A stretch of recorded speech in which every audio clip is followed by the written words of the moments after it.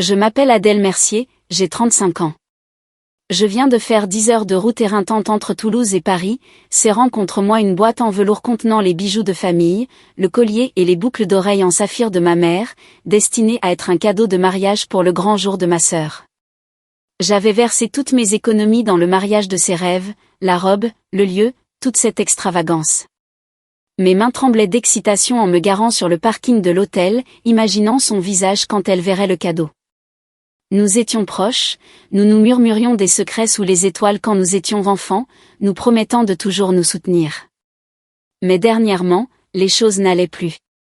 Ses appels étaient courts, ses messages froids.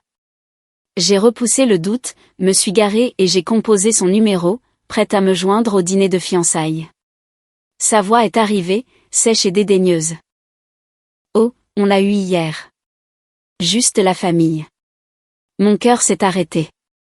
J'avais tout payé, pourtant je n'étais pas de la famille. Je suis restée là, les lumières néons de l'hôtel brouillant la réalité, le poids de la trahison s'installant. Souriant à contre-cœur, je suis retournée à ma voiture, la boîte à bijoux lourde dans mes mains. Une semaine plus tard, mon téléphone s'est allumé avec son nom. La maison n'a pas d'électricité, pas d'eau, même pas de Wi-Fi, a-t-elle plaidé. As-tu envoyé l'argent ? J'ai marqué une pause, ces mots résonnant dans mon esprit. Ce qu'elle avait fait n'était pas seulement une petite offense, c'était un coup de couteau dans le dos, et je n'allais pas laisser passer ça. Pensez-vous que je devrais pardonner ou m'éloigner ? Partagez vos pensées dans les commentaires, car parfois, une petite décision peut changer une vie entière. En revenant à cette nuit-là, je me souviens encore des lumières vives de l'hôtel et de la douleur oppressante dans ma poitrine. Je suis entrée dans l'hôtel parisien, le cœur battant. Le hall scintille de lustre et la musique pulse de la salle de bal, mêlée d'éclats de rire. J'ai resserré ma prise sur la boîte en velours contenant les bijoux de famille, imaginant le dîner de fiançailles de ma sœur. J'avais passé des mois à virer des milliers d'euros pour son mariage, chaque centime pour sa robe de rêve, le lieu somptueux, toute l'affaire. J'ai lissé ma veste, imaginant sa gratitude quand je lui remettrais le cadeau. Mais en m'approchant de la salle de bal, mes pas ont ralenti. Les panneaux à l'extérieur indiquaient « Célébration du bois et Martin ». Mon souffle s'est coupé. Ce n'était pas sa fête. J'ai sorti mon téléphone, les doigts tremblants, et j'ai composé son numéro. « Je suis à l'hôtel », dis-je, forçant un sourire dans ma voix. « Où est ton dîner ?» Sa réponse fut sèche et froide. « Oh, on l'a eu hier. Juste la famille. » Les mots m'ont transpercé. Je suis restée figée. Le téléphone pressé contre mon oreille, le bruit de la salle de bal s'est estompé en un bourdonnement sourd. Hier ? J'ai suffoqué. J'ai payé ton mariage. J'ai fait 10 heures de route pour être ici. Elle a soupiré comme si j'étais un problème. Adèle. C'était petit, juste la famille proche. Tu comprends ? Non, je ne comprenais pas. J'avais vidé mes économies pour elle, mais je n'étais pas de la famille. Ma poitrine brûlait, la piqûre de la trahison plus vive que je ne l'avais imaginé. J'ai jeté un coup d'œil aux portes de la salle de bal, des invités en robe et costumes scintillants, riant à l'intérieur. J'avais été si sûre que c'était sa soirée. Je nous avais imaginé trinquant, ses bras autour de moi, me remerciant pour tout. Au lieu de cela, elle m'avait exclue. J'ai pensé à chaque paiement que j'avais effectué, les acomptes pour son lieu, son traiteur hors de prix, tout cela alors qu'elle reconnaissait à peine mes efforts. Mon sacrifice n'était pas seulement de l'argent. C'était de la confiance, du temps, de l'amour. Et elle l'avait jeté avec 3 mots. Juste la famille proche. Je voulais marcher dans cette salle de bal, exiger des réponses, mais sa voix résonnait dans ma tête. Dédaigneuse, définitive. Je me suis tournée vers un membre du personnel de l'hôtel à proximité, ma voix incertaine. Y a-t-il un événement Mercier ici ? Un dîner de fiançailles ? Il a vérifié sa tablette et a secoué la tête. Seulement la fête du bois ce soir, madame. Mon estomac s'est noué. Pas d'erreur, elle m'avait délibérément exclue. J'ai serré plus fort la boîte à bijoux, son poids, un rappel de ma folie. J'avais cru en elle, en nous, mais elle avait tracé une ligne que je ne pouvais pas franchir. La lumière de l'hôtel semblait plus dure maintenant, exposant ma naïveté. Je suis retournée à ma voiture, chaque pas plus lourd que le précédent. Mes mains tremblaient en ouvrant la porte, la route du retour vers Toulouse se profilant. Je ne savais pas ce que j'allais faire ensuite, mais je savais une chose. J'avais fini de porter ces fardeaux. Quelque chose en moi a changé. Non seulement de la douleur, mais un feu tranquille. Elle m'avait trahi, et je n'allais pas laisser cela impuni. De retour à Toulouse, j'ai ouvert mon ordinateur portable, vérifiant notre compte bancaire commun. Mes mains ont plané au-dessus du clavier, la piqûre des mots d'Élodie, juste la famille, brûlant encore dans ma poitrine. J'avais fait 10 heures de route pour rien, mais je n'étais pas prête à laisser tomber. Je me suis connectée au compte que nous avions créé pour les dépenses de son mariage, m'attendant à voir des prélèvements familiers. Ce que j'ai trouvé m'a figé. Le solde était presque à zéro. Mon cœur s'est emballé en parcourant les transactions, chacune un coup de poing dans l'estomac. Il y avait le paiement de 4 000 € pour sa robe de mariée de créateur, les 7 500 € pour un lieu sur le toit à Paris, et 3 200 € pour un forfait traiteur avec champagne importé. J'avais tout approuvé, pensant que c'était pour son grand jour, pour nous. Mais ensuite, j'ai vu des frais qui n'avaient rien à faire là. Un achat de 2 800 € dans une boutique de luxe pour sac à main et chaussures. Un séjour spa de week-end à 1 500 € à Megève. 3 vols aller-retour à Nice totalisant 4 200 € réservés à son nom. Mon estomac se tordait. Ce n'étaient pas des dépenses de mariage. C'était son style de vie, financé par moi. J'ai cliqué plus profondément, remontant des mois de relevé. Le schéma était indéniable, lunettes de soleil de créateur, un dîner à 900 € dans un restaurant de steak, même un paiement de 600 € à un styliste personnel. Mes économies étaient devenues son terrain de jeu. Je me suis penchée en arrière sur ma chaise, le souffle court. J'avais cru aider ma sœur à construire son avenir, mais elle m'avait utilisé pour financer son extravagance. J'ai ouvert une feuille de calcul, additionnant chaque euro. Les frais de mariage à eux seuls dépassaient les 20 000 €, mais les dépenses personnelles ajoutaient 15 000 € supplémentaires. Mes doigts tremblaient en recoupant les reçus qu'elle m'avait envoyés par email, affirmant qu'ils étaient pour les fournisseurs de mariage. Des mensonges. Un reçu pour la décoration d'événements était en fait pour une veste en cuir sur mesure. Un autre, étiqueté à compte fleuriste, était pour une montre haut de gamme. Je me sentais malade, non seulement à cause de l'argent, mais à cause de la trahison. J'avais fait des heures supplémentaires, sauté des vacances, tout mis dans son rêve, croyant que nous étions dans le même bateau. Mais Élodie n'avait pas seulement pris mon argent, elle avait pris ma confiance. Je me suis levée, arpentant mon petit salon, l'écran de l'ordinateur portable brillant des preuves de sa tromperie. Je me suis souvenu de ses messages rapides, demandant toujours un paiement de plus avec la promesse de me rembourser plus tard. Le plus tard n'est jamais venu. J'ai repensé à notre enfance, comment elle avait toujours été la plus audacieuse, charmant tout le monde pendant que je la soutenais tranquillement. Mais ce n'était pas la sœur que je connaissais. C'était quelqu'un qui avait calculé chacun de ses mouvements, sachant que je ne dirais jamais non. Ma blessure s'est transformée en colère. Depuis combien de temps avait-elle planifié cela? S'était-elle jamais souciée de moi, ou n'étais-je que son distributeur automatique? Je me suis rassis, fixant l'écran. Une notification est apparue. Une nouvelle tentative de paiement refusée pour fonds insuffisants. Le nom d'Élodie y figurait, essayant d'acheter autre chose. Ma mâchoire s'est serrée. Elle n'avait même pas pris le temps de réfléchir à ce qu'elle avait fait. J'ai ouvert mon application bancaire, mon doigt planant au-dessus de l'option de bloquer le compte. Je voulais l'appeler, crier, exiger une explication, mais je me suis arrêtée.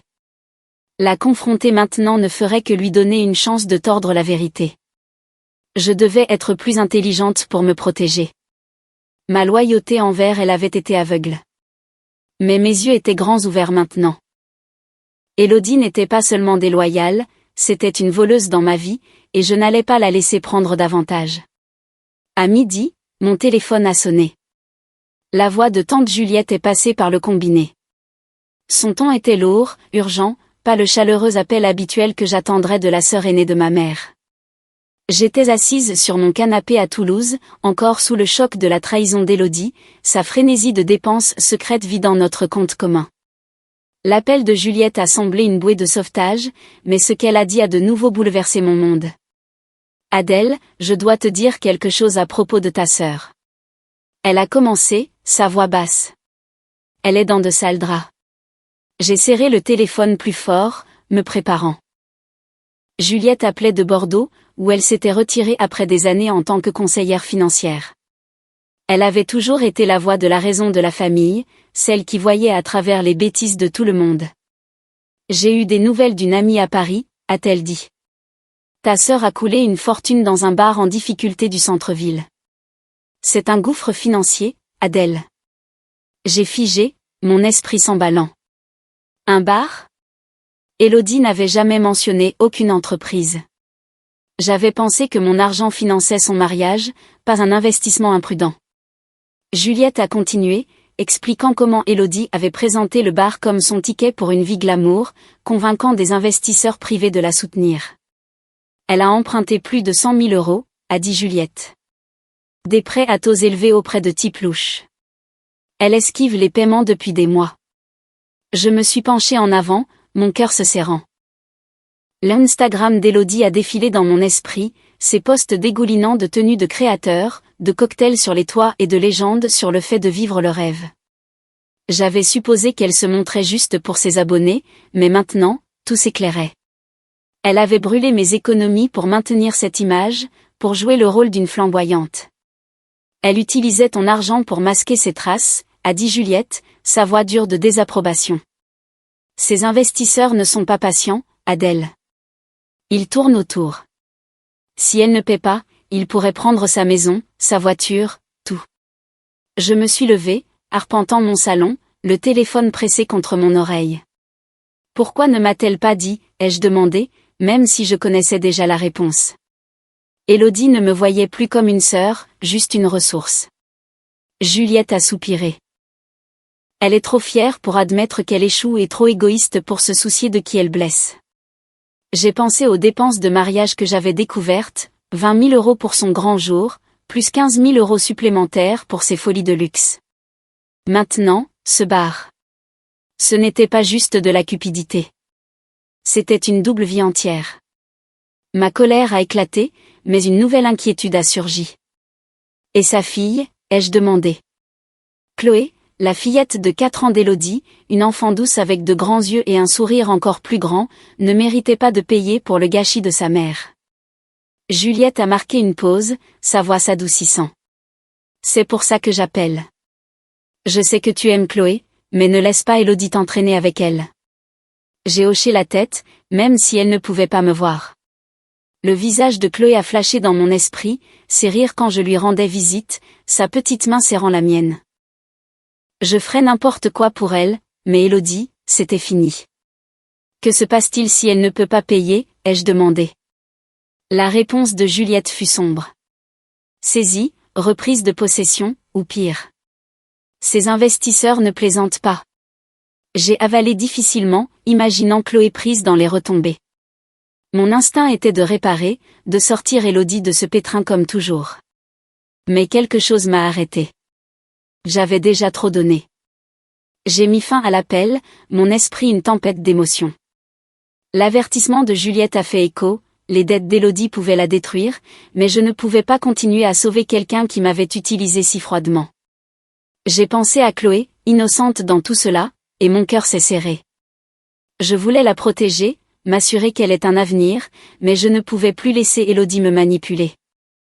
Je me suis assise, fixant mon téléphone, le poids des mots de Juliette s'installant. Les mensonges d'Élodie étaient allés plus loin que je ne l'avais imaginé, et maintenant son château de cartes s'effondrait. Je n'allais pas la laisser m'entraîner dans l'épave. Ma résolution s'est durcie. Je trouverais un moyen d'aider Chloé, mais Élodie était seule. Une semaine plus tard, mon téléphone s'est allumé avec le nom d'Élodie, sa voix frénétique. J'avais passé des jours à lutter avec ce que j'avais appris, ses mensonges, ses dépenses inconsidérées, sa trahison. Mais je n'étais pas préparée à cet appel. Adèle, tu dois m'aider. Élodie a lâché, ses mots se bousculant. La maison n'a pas d'électricité, pas d'eau, même pas de Wi-Fi. Il coupe tout. Mon pouce est accéléré, mais pas avec de la sympathie. J'avais déjà agi. Ce matin-là, je m'étais connecté à notre compte bancaire commun et j'avais appuyé sur le bouton pour le fermer, coupant son accès à mon argent. Plus de sacs de créateurs. Plus de séjours spa. C'était fini. Je me suis appuyé contre le comptoir de ma cuisine, le téléphone pressé contre mon oreille. Que s'est-il passé, Élodie? J'ai demandé, gardant mon ton neutre.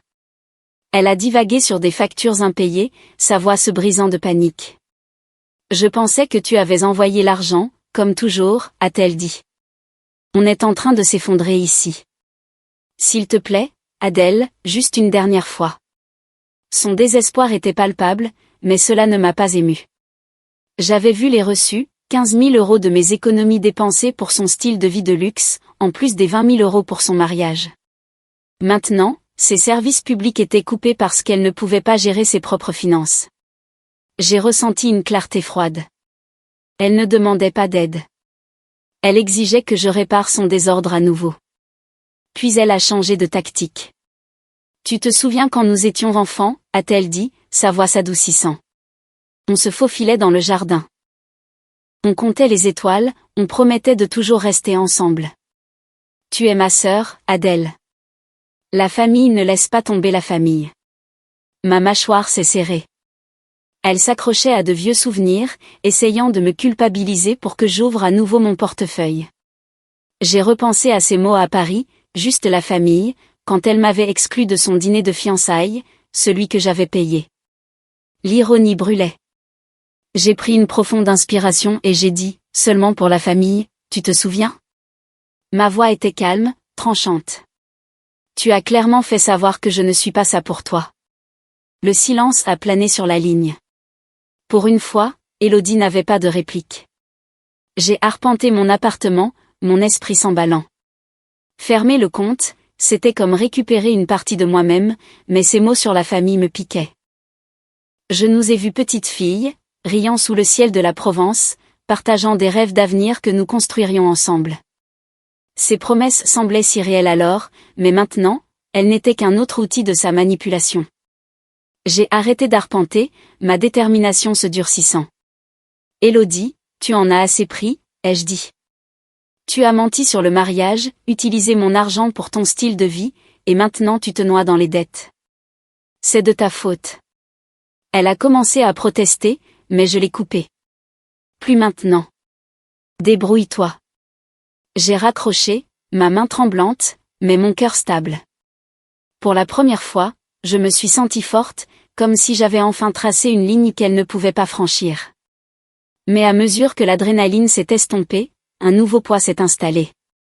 Chloé, la fille de 4 ans d'Élodie, avec son sourire éclatant et sa confiance innocente, ne méritait pas ce chaos. Je l'ai imaginée dans une maison sombre, confuse, peut-être effrayée. Ma poitrine s'est serrée. J'avais toujours été là pour elle, lui achetant des livres, lui glissant des biscuits supplémentaires lors de mes visites. L'abandonnais-je maintenant en coupant les ponts avec Élodie? Je me suis assise sur mon canapé, fixant l'écran blanc de mon téléphone. L'avertissement de Juliette a fait écho, les dettes d'Élodie pourraient lui coûter tout, peut-être même sa maison. Chloé serait prise dans les retombées. Je voulais la protéger, la mettre à l'abri des erreurs de sa mère. Mais comment le faire sans permettre à Élodie de continuer? Ma force a vacillé, déchirée entre mon amour pour Chloé et mon refus d'être à nouveau utilisée. Le lendemain, mon téléphone s'est illuminé de dizaines de notifications sur les réseaux sociaux. J'étais dans mon appartement toulousain, encore sous le coup d'avoir coupé les ponts avec Élodie après son appel désespéré. J'avais cru que notre confrontation serait la fin, mais je me trompais. J'ai ouvert l'application, l'estomac noué en voyant la dernière publication d'Élodie. Elle avait écrit un diatribe cinglante, me taguant pour que le monde entier la voie. Certaines personnes tournent le dos à leur famille quand elles ont le plus besoin d'aide. Ma sœur est trop radine pour se soucier de sa propre nièce. Les commentaires ont afflué, des amis à qui je n'avais pas parlé depuis des années, des cousins, même des inconnus s'ajoutant à la liste avec des « comment as-tu pu » et « la famille passe avant tout ». Mon visage brûlait. Élodie ne mentait pas seulement. Elle me dépeignait comme la méchante pour sauver sa propre image. J'ai fait défiler son message, chaque mot une nouvelle entaille. Elle m'accusait de l'avoir abandonnée, prétendait que je l'avais laissée, elle et sa fille, souffrir sans un sou. Aucune mention des 35 000 € que j'avais versés pour son mariage et ses folies de luxe. Aucune allusion à son bar en faillite à Paris ou aux dettes qu'elle avait accumulées. J'ai voulu riposter, exposer ses mensonges en ligne, mais je me suis arrêtée. Étaler notre linge sale ne réparerait rien. Cela ne ferait que m'entraîner dans son chaos. J'ai jeté mon téléphone sur le canapé, mes mains tremblantes de fureur. Elle avait franchi toutes les limites, et maintenant elle jouait la victime devant le monde. Cet après-midi-là, un coup à ma porte m'a surprise. J'ai ouvert pour trouver Antoine, le mari d'Élodie, debout là, le visage fatigué et tiré. Il était venu de Paris sans prévenir. Sa veste froissée, comme s'il avait à peine dormi. « Adèle, je te dois des excuses », a-t-il dit, sa voix basse. « Merci pour tout ce que tu as fait pour notre mariage. » J'ai cligné des yeux, prise au dépourvu. Je n'avais jamais attendu de gratitude, surtout pas de sa part. Je l'ai invité à entrer et nous nous sommes assis à ma table de cuisine, l'air lourd entre nous. J'ai vu le message d'Élodie, a-t-il dit, se frottant les yeux. Je suis désolée. Elle est incontrôlable. Les mots d'Antoine venaient lentement, comme s'ils lui coûtaient. Il m'a parlé de la pression qui écrasait leur famille, les créanciers, qui appelaient sans arrêt, les compagnies d'électricité, qui leur coupaient l'eau, le bar à Paris, qui saignait de l'argent qu'ils n'avaient pas. Élodie a toujours été soucieuse des apparences, a-t-il dit. Elle ne peut pas admettre qu'elle échoue, alors elle s'en prend aux autres. J'ai hoché la tête, ma colère s'adoucissant en quelque chose d'autre, de la pitié. Antoine n'était pas comme Élodie. Il semblait usé, coincé dans sa tempête. Je ne savais pas combien tu avais donné avant récemment, a-t-il admis. Elle me l'a caché. Je pensais que nous payions le mariage nous-mêmes. Ma poitrine s'est serrée.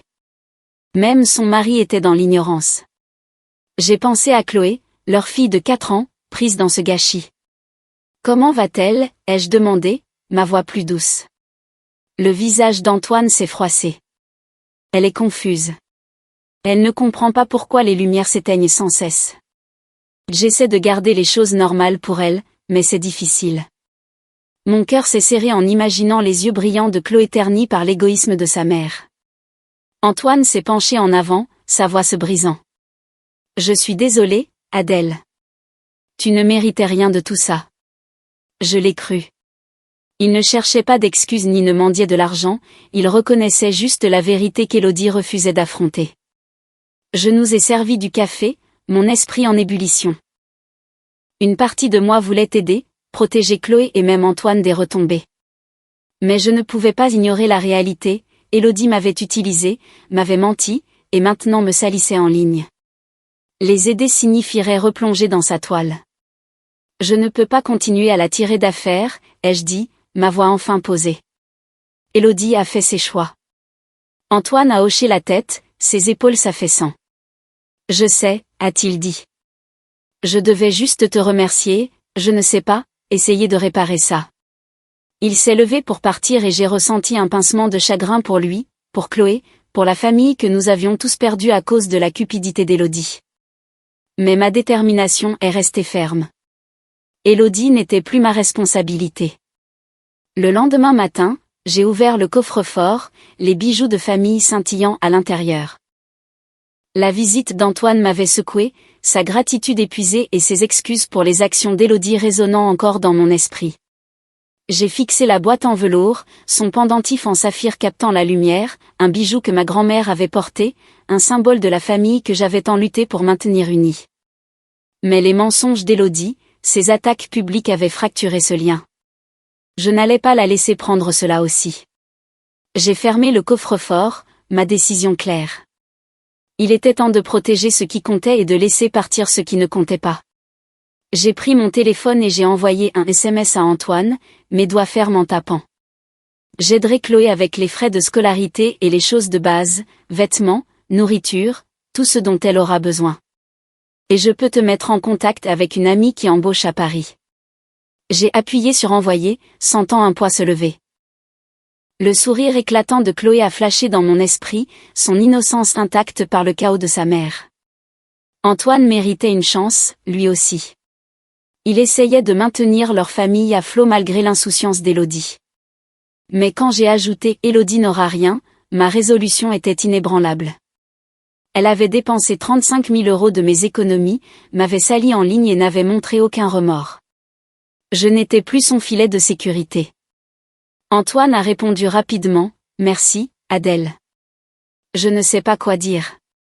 J'imaginais ses yeux fatigués, le soulagement dans sa voix. Je l'ai appelé pour confirmer les détails, en restant pratique. Il y a une entreprise de logistique à Paris qui embauche des chefs d'entrepôt, ai-je dit. Je t'enverrai le contact. Et pour Chloé, je mettrai en place un fonds pour sa crèche et ses besoins essentiels. La voix d'Antoine s'est brisée en me remerciant à nouveau, promettant de tenir Élodie à l'écart. Je l'ai cru. Il n'était pas comme elle. Il se noyait dans son désordre, il ne le créait pas raccrochant, j'ai ressenti une force tranquille. J'aidais les bonnes personnes, pas celles qui m'avaient utilisé. Je me suis retournée vers le coffre-fort, glissant la boîte à bijoux plus profondément à l'intérieur. Il ne s'agissait pas seulement de protéger un collier. Il s'agissait de préserver ce que ma famille avait construit, l'héritage pour lequel Élodie n'avait aucun respect. Elle avait pris assez de mon compte bancaire, de ma confiance. J'ai repensé à son message m'accusant d'être sans cœur, et la piqûre était toujours là. Mais ce n'était pas mon travail de réparer sa vie. J'avais passé des années à la faire passer en premier, à faire des heures supplémentaires pour financer son mariage, croyant ses promesses de gratitude. Tout ce que j'avais obtenu, c'était la trahison. La famille n'était pas un sacrifice aveugle, ai-je réalisé. C'était un respect mutuel, quelque chose qu'Élodie n'avait jamais offert. Assise à mon bureau, j'ai ouvert mon ordinateur portable et j'ai commencé à élaborer mon propre avenir. J'avais été tellement absorbée par les exigences d'Élodie que j'avais négligé mes propres rêves. J'ai ouvert un tableau d'offres d'emploi, faisant défiler les annonces de postes de graphiste à Toulouse. Il y avait une ouverture dans un studio local, une chance de construire mon portfolio et de travailler sur des projets que j'aimais. J'ai rédigé une candidature, mes doigts volant sur le clavier. Pour la première fois depuis des mois, j'ai ressenti une étincelle d'excitation. J'ai noté d'autres projets, une randonnée d'un week-end au parc national des Cévennes, un dîner avec des amis que j'avais été trop occupée pour voir. Ma vie n'allait plus tourner autour des crises d'Élodie. En fermant mon ordinateur portable, un sentiment de liberté m'a envahi. J'avais porté le poids de ses mensonges, de ses dettes, de son drame pendant trop longtemps. Aider Chloé et Antoine ne signifiait pas retomber dans son piège. Cela signifiait choisir qui méritait mon soutien. J'ai regardé autour de mon appartement, petit mais mien, et je me suis sentie plus légère que je ne l'avais été depuis des années. Élodie pouvait garder son chaos. J'avais fini d'essayer de la sauver. Mon objectif était de construire quelque chose de nouveau, quelque chose pour moi. La route devant moi semblait ouverte, et j'étais prête à l'emprunter. 2 mois plus tard, j'ai appris qu'Élodie avait dû vendre sa maison à Paris. La nouvelle est venue par une amie commune, un bref message confirmant ce que j'avais craint, ses dettes l'avaient finalement rattrapée. Elle n'avait pas pu payer les investisseurs à qui elle avait emprunté pour son bar en faillite, et maintenant sa maison, celle qu'elle avait exhibée sur les réseaux sociaux, était partie. Antoine avait demandé le divorce juste après sa visite à mon appartement, incapable de supporter ses mensonges plus longtemps. J'étais assise à ma table de cuisine à Toulouse, le poids de tout cela s'installant. Le monde d'Élodie s'effondrait, et pour une fois, je ne me précipitais pas pour ramasser les morceaux. Élodie avait emménagé dans un petit appartement, loin de son ancien style de vie. L'amie a mentionné qu'elle avait été coupée de la plupart de son cercle.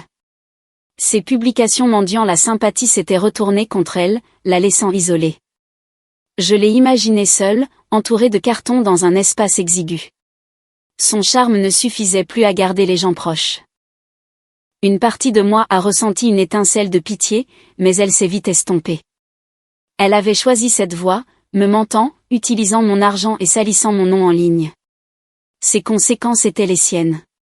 Pendant ce temps, Antoine et Chloé recommençaient à zéro. J'avais tenu ma promesse, virant de l'argent pour les frais de crèche de Chloé et envoyant des cartes cadeaux pour ses vêtements et ses livres. Antoine a décroché le poste de chef d'entrepôt que je lui avais recommandé, et ses messages étaient remplis de gratitude.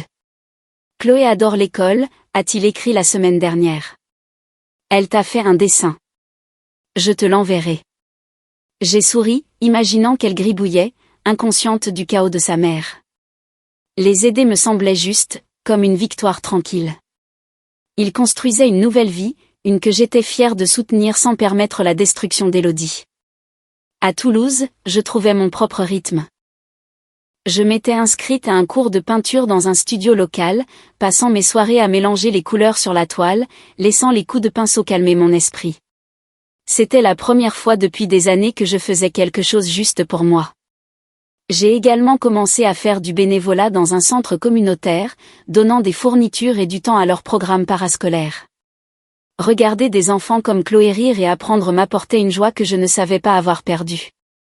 Mes journées étaient plus pleines, non pas avec le drame d'Élodie, mais avec un but. Je n'étais plus la sœur qui disait oui à tout, elle avait trop pris. Et j'avais appris à dire non. En y repensant, j'ai vu la vérité sur la famille. Il ne s'agissait pas de donner jusqu'à ce que vous soyez vide. Il s'agissait de respect mutuel, de protéger ce qui comptait. Élodie n'avait jamais compris cela. J'avais versé 35 000 € dans son mariage, sacrifié mon temps et mes rêves pour être trahi. Les bijoux de famille en sécurité sous ma garde étaient un rappel de ce que j'avais failli perdre à cause de sa cupidité. Fixer des limites n'était pas égoïste. C'était de la survie. Je m'étais sauvée, mon héritage et ma paix. En me dirigeant vers mon prochain cours de peinture, ma toile sous le bras, je me suis sentie entière. La leçon était dure, mais claire. Aimez votre famille, mais protégez vos limites.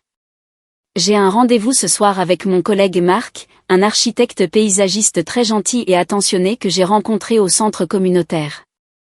Il aime la randonnée et la peinture, tout comme moi. Nous avons beaucoup en commun. Je me suis souvenu qu'Élodie m'avait traité de bradine sur les réseaux sociaux. C'était il y a 2 mois. Maintenant, je n'avais plus à me soucier de ces drames.